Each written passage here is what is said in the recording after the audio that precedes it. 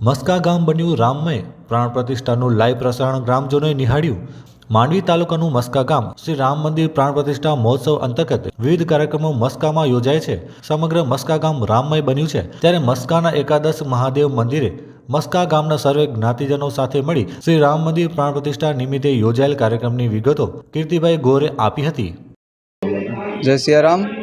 આપ સૌ જાણો છો એવી રીતના જ્યારે અયોધ્યામાં ભગવાન શ્રી રામ બિરાજમાન થવાના છે અને પ્રાણ પ્રતિષ્ઠા મહોત્સવ અંતર્ગત આખું ભારત તો ખરું જ પણ દેશ વિદેશ પણ જ્યારે રામમય બન્યું છે, ત્યારે સબકે રામની ભાવના સાથે મસ્કા ગામ પણ આ ઉત્સાહમાં ખૂબ આનંદપૂર્વક, ભક્તિભાવપૂર્વક, ધર્મપૂર્વક અને સામાજિક સમરસતાને મહત્ત્વ આપી અને સમગ્ર મસ્કા ગામ આ કાર્યક્રમમાં જોડાયું છે।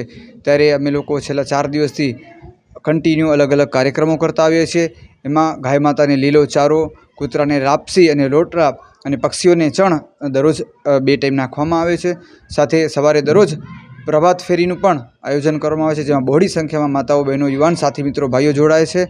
આખા ગામને શણગારવામાં આવ્યું છે અને આજરોજ એકાદશ મહાદેવના મંદિરમાં સમરસતાથી આરતી, ભોજન અને ભજનનું કાર્યક્રમ સરસ કરવામાં આવ્યું છે। ત્યારે આપ સૌ અહીં ઉપસ્થિત છો, આપ સર્વેના સ્વાગત કરીએ છીએ। હાલ મોદી સાહેબ દ્વારા જે પ્રાણ પ્રતિષ્ઠા થઈ રહી છે નિજ મંદિરમાં, એનો પણ લાઈવ ટેલિકાસ્ટ પણ ચાલુ છે અને ખૂબ એકતાથી, ભાઈચારાથી, સંગઠનથી સર્વે સમાજો આમાં જોડાઈ અને સાથ સહકાર આપ્યો છે। એ બધાનો અત્યારે હૃદયપૂર્વકથી હું આભાર માનું છું। અસ્તુ ભારત માતા કી જય।